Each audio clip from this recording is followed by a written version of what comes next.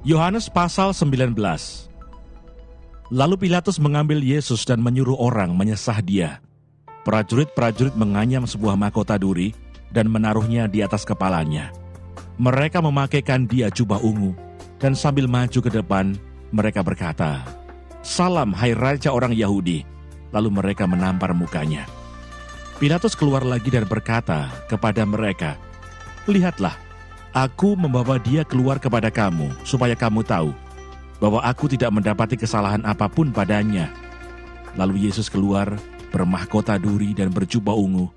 Maka kata Pilatus kepada mereka, "Lihatlah manusia itu." Ketika imam-imam kepala dan penjaga-penjaga itu melihat dia, berteriaklah mereka, "Salibkan dia, salibkan dia." Kata Pilatus kepada mereka, "Ambil dia dan salibkan dia, sebab aku tidak mendapati kesalahan apapun padanya." Jawab orang-orang Yahudi itu kepadanya, "Kami mempunyai hukum dan menurut hukum itu ia harus mati, sebab ia menganggap dirinya sebagai anak Allah."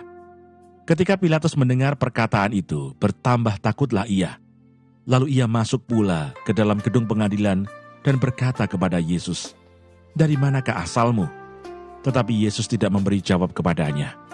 Maka kata Pilatus kepadanya, "Tidakkah engkau mau bicara dengan aku? Tidakkah engkau tahu bahwa aku berkuasa untuk membebaskan engkau dan berkuasa juga untuk menyalibkan engkau?" Yesus menjawab, "Engkau tidak mempunyai kuasa apapun terhadap aku, jikalau kuasa itu tidak diberikan kepadamu dari atas. Sebab itu dia yang menyerahkan aku kepadamu lebih besar dosanya." Sejak itu Pilatus berusaha untuk membebaskan dia. Tetapi orang-orang Yahudi berteriak, "Jikalau engkau membebaskan dia, engkau bukanlah sahabat Kaisar. Setiap orang yang menganggap dirinya sebagai raja, ia melawan Kaisar." Ketika Pilatus mendengar perkataan itu, ia menyuruh membawa Yesus keluar, dan ia duduk di kursi pengadilan, di tempat yang bernama Litostrotos, dalam bahasa Ibrani, Gabata. Hari itu ialah hari persiapan Paskah, kira-kira jam 12. Kata Pilatus kepada orang-orang Yahudi itu, "Inilah rajamu." Maka berteriaklah mereka, enyahkan dia, salibkan dia." Kata Pilatus kepada mereka, "Haruskah aku menyalibkan rajamu?" Jawab imam-imam kepala, "Kami tidak mempunyai raja selain daripada Kaisar." Akhirnya Pilatus menyerahkan Yesus kepada mereka untuk disalibkan. Yesus disalibkan. Mereka menerima Yesus. Sambil memikul salibnya, ia pergi keluar ke tempat yang bernama Tempat Tengkorak, dalam bahasa Ibrani, Golgota. Dan di situ ia disalibkan mereka. Dan bersama-sama dengan dia disalibkan juga dua orang lain, sebelah menyebelah. Yesus di tengah-tengah, dan Pilatus menyuruh memasang juga tulisan di atas kayu salib itu, bunyinya, "Yesus orang Nazaret, Raja orang Yahudi." Banyak orang Yahudi yang membaca tulisan itu, sebab tempat di mana Yesus disalibkan letaknya dekat kota, dan kata-kata itu tertulis dalam bahasa Ibrani, bahasa Latin, dan bahasa Yunani. Maka kata imam-imam kepala orang Yahudi kepada Pilatus, "Jangan engkau menulis Raja orang Yahudi, tetapi bahwa ia mengatakan, 'Aku adalah Raja orang Yahudi.'" Jawab Pilatus, "Apa yang kutulis tetap tertulis." Sesudah prajurit-prajurit itu menyalibkan Yesus, mereka mengambil pakaiannya, lalu membaginya menjadi 4 bagian, untuk tiap-tiap prajurit 1 bagian, dan jubahnya juga mereka ambil. Jubah itu tidak berjahit, dari atas ke bawah hanya 1 tenunan saja. Karena itu mereka berkata seorang kepada yang lain, "Janganlah kita membaginya menjadi beberapa potong, tetapi baiklah kita membuang undi untuk menentukan siapa yang mendapatkannya. Demikianlah hendaknya supaya genaplah yang ada tertulis dalam kitab suci. Mereka membagi-bagi pakaianku di antara mereka, dan mereka membuang undi atas jubahku." Hal itu telah dilakukan prajurit-prajurit itu. Dan dekat salib Yesus berdiri ibunya dan saudara ibunya Maria, istri Klopas dan Maria Magdalena. Ketika Yesus melihat ibunya dan murid yang dikasihinya di sampingnya, berkatalah ia kepada ibunya, "Ibu, inilah anakmu." Kemudian katanya kepada muridnya, "Inilah ibumu." Dan sejak saat itu, murid itu menerima dia di dalam rumahnya. Yesus mati. Sesudah itu karena Yesus tahu bahwa segala sesuatu telah selesai, Berkatalah ia, supaya genaplah yang ada tertulis dalam kitab suci. Aku haus. Di situ ada suatu bekas penuh anggur asam. Maka mereka mencucukkan bunga karang yang telah dicelupkan dalam anggur asam pada sebatang hisop, lalu mengunjukkannya ke mulut Yesus. Sesudah Yesus meminum anggur asam itu, berkatalah ia, sudah selesai. Lalu ia menundukkan kepalanya dan menyerahkan nyawanya. Lambung Yesus ditikam. Karena hari itu hari persiapan dan supaya pada hari Sabat, mayat-mayat itu tidak tinggal tergantung pada kayu salib. Sebab Sabat itu adalah hari yang besar. Maka datanglah orang-orang Yahudi kepada Pilatus dan meminta kepadanya supaya kaki orang-orang itu dipatahkan dan mayat-mayatnya diturunkan. Maka datanglah prajurit-prajurit lalu mematahkan kaki orang yang pertama dan kaki orang yang lain yang disalibkan bersama-sama dengan Yesus. Tetapi ketika mereka sampai kepada Yesus dan melihat bahwa ia telah mati, mereka tidak mematahkan kakinya. Tetapi seorang dari antara prajurit itu menikam lambungnya dengan tombak, dan segera mengalir keluar darah dan air. Dan orang yang melihat hal itu sendiri, ia memberikan kesaksian ini, dan kesaksiannya benar, dan ia tahu bahwa ia mengatakan kebenaran, supaya kamu juga percaya. Sebab hal itu terjadi supaya genaplah yang tertulis dalam kitab suci. Tidak ada tulangnya yang akan dipatahkan. Dan ada pula nas yang mengatakan, mereka akan memandang kepada dia yang telah mereka tikam. Yesus dikuburkan. Sesudah itu Yusuf dari Arimatea, ia murid Yesus, tetapi sembunyi-sembunyi karena takut kepada orang-orang Yahudi, meminta kepada Pilatus supaya ia diperbolehkan menurunkan mayat Yesus. Dan Pilatus meluluskan permintaannya itu. Lalu datanglah ia dan menurunkan mayat itu. Juga Nikodemus datang ke situ. Dialah yang mula-mula datang waktu malam kepada Yesus. Ia membawa campuran minyak mur dengan minyak gaharu, kira-kira 50 kati beratnya. Mereka mengambil mayat Yesus, mengapaninya dengan kain lenan, dan membubuhinya dengan rempah-rempah menurut adat orang Yahudi bila menguburkan mayat. Dekat tempat di mana Yesus disalibkan, ada suatu taman, dan dalam taman itu ada suatu kubur baru, yang di dalamnya belum pernah dimakamkan seseorang.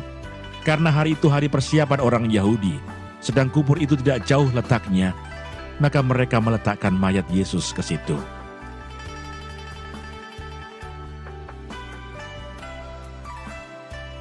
Yohanes pasal 20.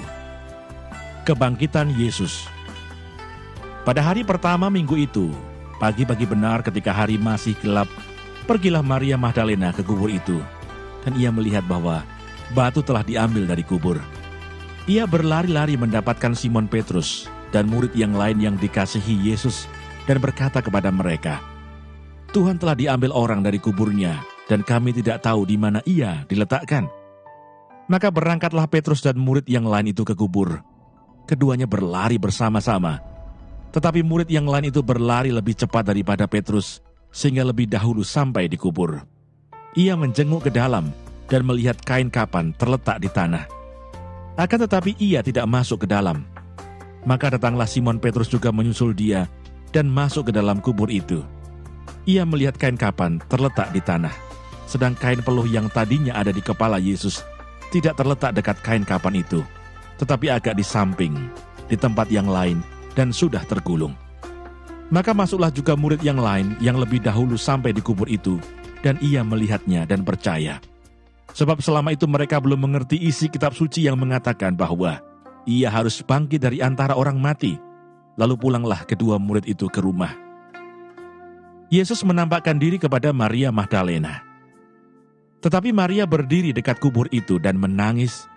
Sambil menangis ia menjenguk ke dalam kubur itu, dan tampaklah olehnya 2 orang malaikat berpakaian putih, yang seorang duduk di sebelah kepala, dan yang lain di sebelah kaki, di tempat mayat Yesus terbaring. Kata malaikat-malaikat itu kepadanya, Ibu, mengapa engkau menangis? Jawab Maria kepada mereka, Tuhanku telah diambil orang, dan aku tidak tahu di mana ia diletakkan.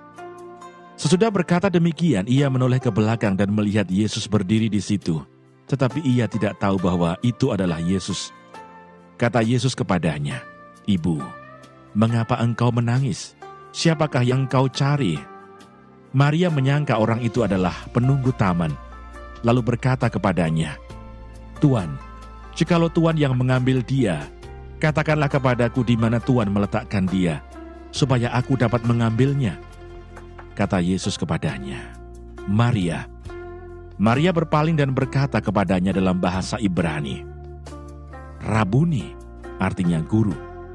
Kata Yesus kepadanya, "Janganlah engkau memegang aku, sebab aku belum pergi kepada Bapa. Tetapi pergilah kepada saudara-saudaraku dan katakanlah kepada mereka, bahwa sekarang aku akan pergi kepada Bapakku dan Bapamu, kepada Allahku dan Allahmu." Maria Magdalena pergi dan berkata kepada murid-murid, "Aku telah melihat Tuhan," dan juga bahwa Dia yang mengatakan hal-hal itu kepadanya. Yesus menampakkan diri kepada murid-muridnya. Ketika hari sudah malam pada hari pertama minggu itu, berkumpullah murid-murid Yesus di suatu tempat dengan pintu-pintu yang terkunci, karena mereka takut kepada orang-orang Yahudi. Pada waktu itu datanglah Yesus dan berdiri di tengah-tengah mereka dan berkata, "Damai sejahtera bagi kamu." Dan sesudah berkata demikian, Ia menunjukkan tangannya dan lambungnya kepada mereka. Murid-murid itu bersukacita ketika mereka melihat Tuhan. Maka kata Yesus sekali lagi, "Damai sejahtera bagi kamu. Sama seperti Bapa mengutus aku, demikian juga sekarang aku mengutus kamu." Dan sesudah berkata demikian, Ia menghembusi mereka dan berkata, "Terimalah Roh Kudus. Jikalau kamu mengampuni dosa orang, dosanya diampuni. Dan jikalau kamu menyatakan dosa orang tetap ada, dosanya tetap ada." Yesus menampakkan diri kepada Thomas. Tetapi Thomas, seorang dari ke-12 murid itu, yang disebut Didimus, tidak ada bersama-sama mereka ketika Yesus datang ke situ. Maka kata murid-murid yang lain itu kepadanya, "Kami telah melihat Tuhan." Tetapi Thomas berkata kepada mereka, "Sebelum aku melihat bekas paku pada tangannya, dan sebelum aku mencucukkan jariku ke dalam bekas paku itu, dan mencucukkan tanganku ke dalam lambungnya, sekali-kali aku tidak akan percaya." 8 hari kemudian murid-murid Yesus berada kembali dalam rumah itu, dan Thomas bersama-sama dengan mereka. Sementara pintu-pintu terkunci, Yesus datang dan Ia berdiri di tengah-tengah mereka dan berkata, "Damai sejahtera bagi kamu." Kemudian Ia berkata kepada Thomas, "Taruhlah jarimu di sini dan lihatlah tanganku. Ulurkanlah tanganmu dan cucukkanlah ke dalam lambungku, dan jangan engkau tidak percaya lagi, melainkan percayalah." Thomas menjawab Dia, "Ya Tuhanku dan Allahku." Kata Yesus kepadanya, "Karena engkau telah melihat aku, maka engkau percaya. Berbahagialah mereka yang tidak melihat, namun percaya." Maksudnya Injil ini dicatat. Memang masih banyak tanda lain yang dibuat Yesus di depan mata murid-muridnya yang tidak tercatat dalam kitab ini.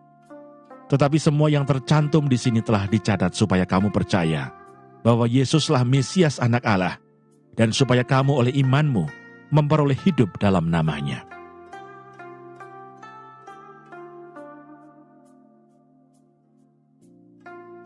Yohanes pasal 21.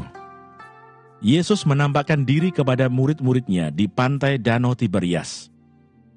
Kemudian Yesus menampakkan diri lagi kepada murid-muridnya di pantai Danau Tiberias, dan Ia menampakkan diri sebagai berikut. Di pantai itu berkumpul Simon Petrus, Thomas yang disebut Didimus, Natanael dari Kana yang di Galilea, anak-anak Zebedeus, dan 2 orang muridnya yang lain. Kata Simon Petrus kepada mereka, "Aku pergi menangkap ikan." Kata mereka kepadanya, "Kami pergi juga dengan engkau." Mereka berangkat lalu naik ke perahu, tetapi malam itu mereka tidak menangkap apa-apa. Ketika hari mulai siang, Yesus berdiri di pantai. Akan tetapi murid-murid itu tidak tahu bahwa itu adalah Yesus. Kata Yesus kepada mereka, "Hai anak-anak, adakah kamu mempunyai lauk pauk?" Jawab mereka, "Tidak ada." Maka kata Yesus kepada mereka, "Tebarkanlah jalamu di sebelah kanan perahu, maka akan kamu peroleh."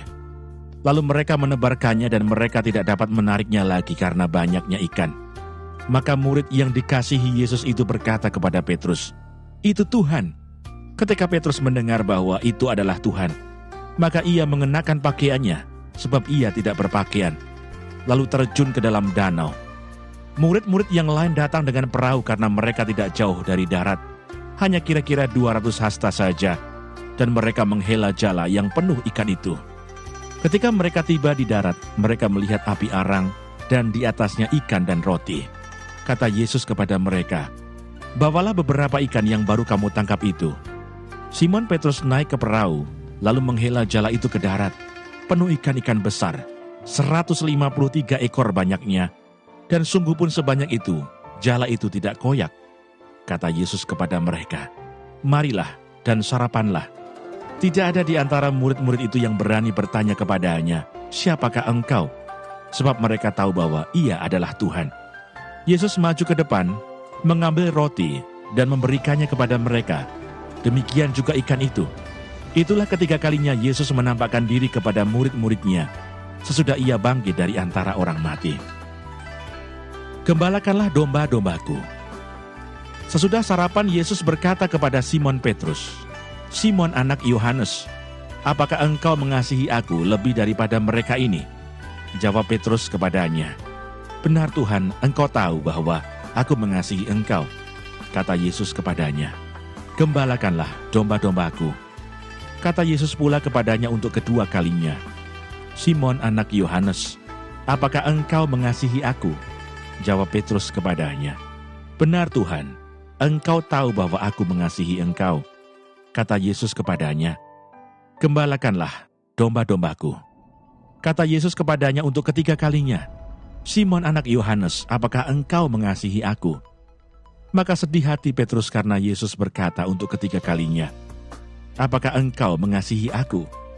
Dan ia berkata kepadanya, "Tuhan, engkau tahu segala sesuatu, engkau tahu bahwa aku mengasihi engkau." Kata Yesus kepadanya, "Gembalakanlah domba-dombaku. Aku berkata kepadamu, sesungguhnya ketika engkau masih muda, engkau mengikat pinggangmu sendiri, dan engkau berjalan kemana saja kau kehendaki. Tetapi jika engkau sudah menjadi tua, engkau akan mengulurkan tanganmu, dan orang lain akan mengikat engkau, dan membawa engkau ke tempat yang tidak kau kehendaki." Dan hal ini dikatakannya untuk menyatakan bagaimana Petrus akan mati dan memuliakan Allah. Sesudah mengatakan demikian, ia berkata kepada Petrus, "Ikutlah aku." Murid yang dikasihi Yesus.